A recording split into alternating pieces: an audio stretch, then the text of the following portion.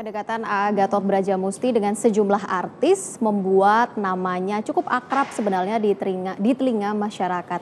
Bahkan tidak hanya dikenal sebagai seorang guru spiritual, sang aktor bisa dikatakan seperti itu. Gatot pun juga sempat meluncurkan satu buah film.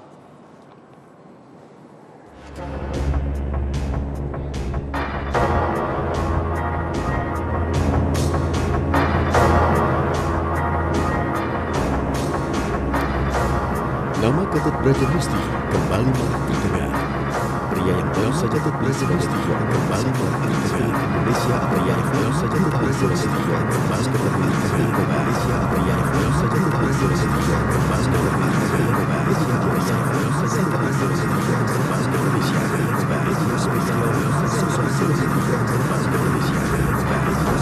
di antaranya penyanyi Reza Artamevia. Di antaranya penyanyi Reza Artamevia Nusa Tenggara Barat. Reza juga berada di peristiwa tersebut. Sama istri Agustus Dewi Amina. Reza juga berada di peristiwa tersebut. Sama istri Agustus Dewi tidak hanya dikenal sebagai guru spiritual kalangan artis, Gatot juga memiliki jejak di dunia hiburan di Indonesia. Sebagai vokalis di band Brajamusti, setidaknya sudah 3 album yang diluncurkan Gatot. Kita panjatkan kehadirat ilahi, semua ampunan kita mohonkan kepada Tuhan. We will put him on DVO. Apakah kalian sudah siap? Siap! Tidak cukup di dunia tarik suara, Gatot juga mengembangkan karir hiburannya ke film layar lebar. Anda begitu bisa. Tapi siapa sangka, pemeran aksi heroik dalam film DPO dan Azrak melawan sindikat perdagangan wanita ini masuk ke lembah hitam.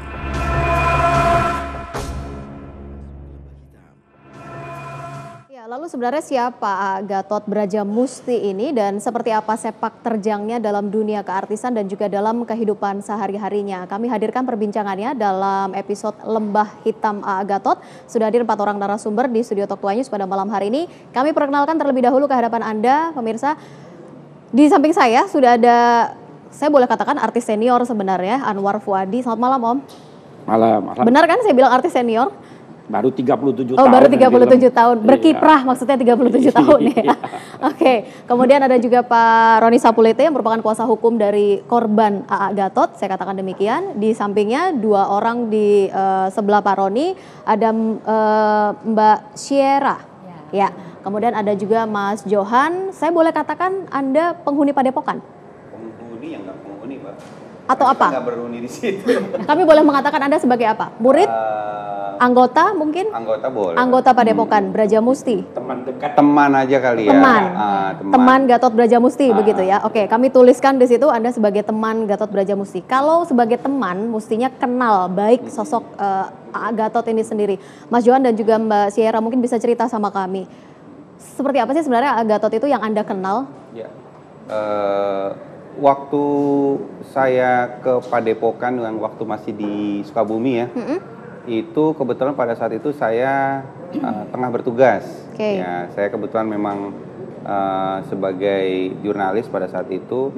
Terus ya dikenalkan sama beliau. Ya pada saat itu menurut saya sih ya baik sih. Tahun berapa?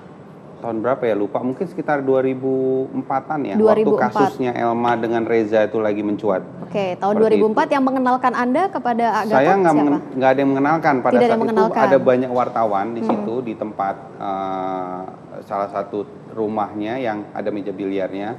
Kami menunggu, wartawan-wartawan menunggu beliau sholat Isya kalau nggak salah pada saat itu. Ya kami ngobrol-ngobrol. Nah ketika sudah itu beliau datang ya kami diperkenalkan, memperkenalkan diri ya, dari wartawan ini, wartawan itu. Gitu. Nah ya udah semenjak itu kami kenal, ngobrol, ya sudah seperti itu. Anda saat itu melakukan tugas dalam artian Anda sebagai jurnalis maksudnya? Ya betul.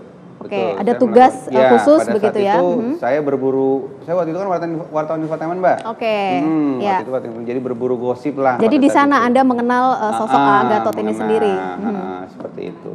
Oke, dari tahun 2004 sampai dengan 2004. sekarang masih berhubungan baik, masih kenal baik? Untuk ya kenal pasti tetap, itu kan salah satu narasumber ya. Ya. Tetaplah, artinya memang terakhir juga saya ketemu beliau waktu ulang tahun, ya kami mengucapkan selamat ulang tahun. Dan Ya. setelah itu ya sudah nggak pernah ketemu. Baik, di luar tugas Anda sebagai jurnalis, kalau boleh kami katakan seperti itu, pernahkah Anda memang datang tanpa ada kaitannya dengan tugas Anda begitu ke Padepokan enggak, itu sendiri? enggak. Tidak Kami ada. saya selalu datang karena ada urusannya dengan pemberitaan. Oke. Entah klarifikasi mengenai peristiwa apa, entah klarifikasi mengenai berita apa, selalu seperti itu. Artinya tidak pernah datang dengan sengaja begitu, hanya untuk ke enggak, Padepokan. enggak, seperti Oke. itu. Kalau Mbak Syara sendiri kenal dengan A.A.? Saya waktu tahun 2004, memang saya datang ke sana diajak teman saya untuk di Cisaat Sukabumi ya. Pertama kali saya datang itu melihat sosok A.A. itu orangnya sangat hangat kepada siapapun, nggak memilih yang ini diperlakukan baik, tidak, kepada semua yang datang ke situ tuh diperlakukan dengan hangat. Ya. Kemudian dia memang beliau itu memang orangnya ramah ya. Kemudian kepada siapapun yang ada di situ itu dipersilahkan untuk langsung memasuki ke ruang makannya. Oke, dalam Untuk tujuan makan apa bersama. Anda ke sana?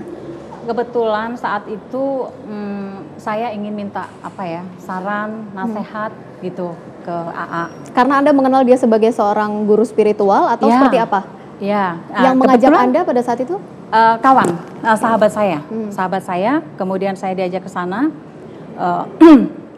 Saya bersilaturahmi ke tempatnya AA, dan di sana saya lihat memang banyak pasien ya. Waktu itu kan AA sedang sedang tenarnya ya. Kemudian dari Sulawesi, dari Sumatera, dari Kalimantan, itu kebetulan saya berdialog langsung pada pasien-pasien tersebut. Kenapa Anda begitu yakin bahwa ini adalah pasien sebenarnya? Yang bersangkutan bersangkutan menceritakan mengatakan, bahwa oke. dia mempunyai sakit kanker. Kemudian yang satu lagi ada yang dia mempunyai sakit seperti diabetes, penyakit-penyakit yang biasa dialami oleh manusia.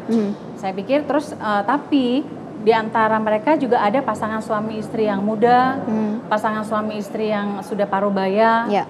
Kemudian ada pengusaha-pengusaha juga yang datang ke situ. Oke, gitu loh. kembali kepada masalah Anda. Apa yang Anda lakukan di sana? Itu tadi, saya kebetulan manusia hidup kan pasti ada problema hidup.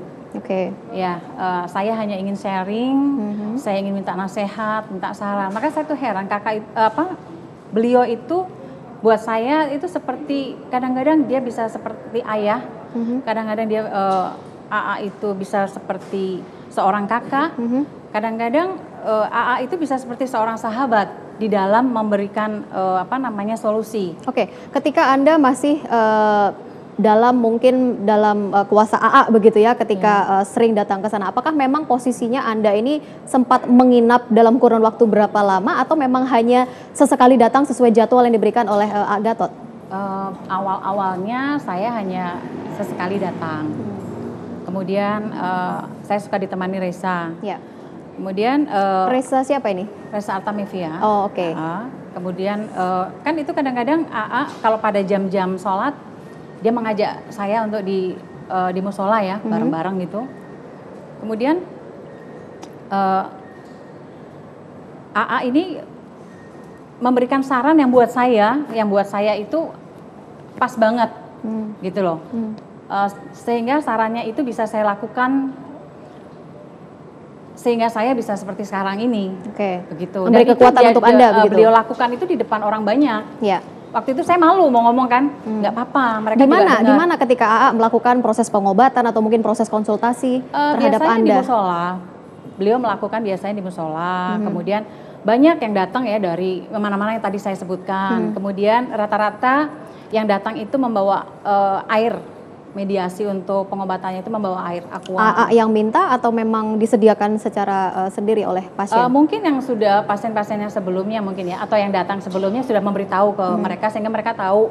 Kadang-kadang mereka membawa air sendiri. Dari cerita mungkin Anda berbincang dengan pasien lain begitu, adakah memang yang sudah menceritakan bahwa ada kesembuhan sebenarnya yang diberikan ketika mereka sudah berkonsultasi berkali-kali dengan AA? Ya, kebetulan di situ ada yang sudah datang ketiga kalinya. Tapi beliau bersama keluarga. Oke. Mas Johan dan juga Mbak Sierra, ketika Anda memasuki Padepokan itu sendiri, ini seakan-akan saat ini seperti horor begitu ya Padepokan itu. Ketika Anda pertama kali datang ke sana atau mungkin beberapa kali Anda ke sana, adakah Anda menemukan suatu keanehan begitu dalam Padepokan itu sendiri? Dingin. Karena dingin kan ini artinya apa? Oh. Karena kan di Sukabumi ya. Oke.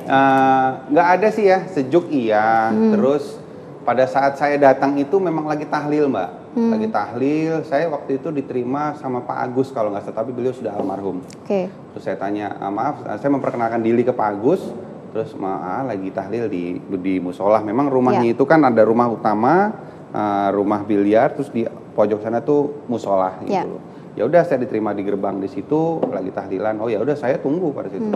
Nggak ada sesuatu yang apa ya, gelap, mencengkam atau enggak lah, biasa aja, lagi suara tahlil yang ada. Boleh gambarkan kepada kami sebenarnya Padepokan itu seperti apa sih? Anda tadi mengatakan ada ruang biliar, ada masjid atau musola begitu ya. Musola. Seperti apa sih sebenarnya Padepokan itu? Apanya nih Mbak? Layoutnya? Iya, boleh diceritakan sebenarnya seperti apa? Gerbang utama kan itu masuk ya, masuk dari jalan utama itu kan, masuk ke kiri gerbang ya. Ketika masuk gerbang utama itu ya sudah halaman parkir. Mas ini ya, betul? Ya betul sekali. Ini ruangan untuk meja biliar ya? Tepat. Oke, ini biasanya digunakan untuk apa ruangan ini? Biasanya waktu saya datang ya teman-teman infotainment semua kumpul di situ. Oke. Gitu. Nah teman-teman kumpulnya saya juga nggak ngerti pada saat itu ada beberapa wartawan ketika sudah selesai tahlil malah saya yang, kamu dari wartawan mana gitu kan? Saya bilang dari ini. Ya terus kenapa? Ya yuk main biliar sama saya gitu. Oke. Ya, memang sengaja untuk diajak begitu ya? Saya diajak main biliar, terus saya agak ditebak gitu kan, kamu orangnya seperti ini, kamu orangnya seperti ini. Saya juga seperti bengong-bengong juga. Pernah diajak keliling oleh AA ditunjukkan, keliling Padepokan pernah ditunjukkan? Bukan, nggak pernah sih, tapi saya tahu lah rumahnya itu kemana, akses kemana saya tahu. Posisi-posisinya Anda juga cukup yakin begitu ya? Ada ruang studionya, saya juga tahu gitu loh. Kalau adakah titik yang mungkin Anda curigai sebagai sebuah ruangan tersendiri mungkin untuk AA? Atau mungkin Mbak Sierra yang pernah mengetahui begitu?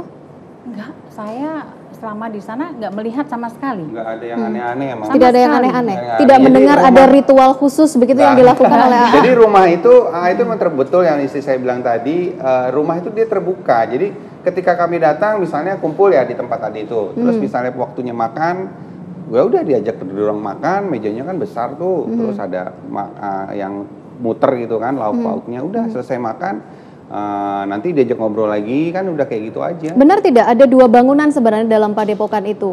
Saya juga persisnya tidak begitu mengetahui begitu ya. Kalau dari yang kami kumpulkan dari berbagai narasumber begitu mengatakan ada dua bangunan sebenarnya. Di sebelah kiri memang seperti tampak rumah biliar, kemudian di sebelah kanan inilah sebenarnya yang digunakan sebagai ritual yang biasa dilakukan oleh AA begitu. Adakah kecurigaan Anda? Nggak ada sih Mbak, nggak ada. Sama sekali nggak ada. Bahkan waktu itu saya sempat ketemu di studionya, ya cuma di ruang studio aja dia nyanyi, dia main musiknya di situ, udah ngarang lagu. Bahkan kadang-kadang dulu pada saat 2004-2005 teman-teman wartawan sempat masuk juga ke ruang musiknya gitu loh. Makanya ya nggak ada sesuatu yang aneh sih waktu itu saya melihatnya. Sedikit saja saya ke Om Anwar. Anda sebagai seorang artis senior, ini ada artis yang juga katanya cukup tenar dengan sempat memunculkan album dan juga ada satu film sebenarnya yang diluncurkan oleh Gatot Brajamusti. Sejauh apa sih Anda mengenal Gatot? Saya sebetulnya tidak pernah berteman sama Gatot. Sama sekali? Tidak pernah. Sebagai seorang artis senior? Gatot itu karena dikenalkan oleh teman saya. Namanya Ari Suta.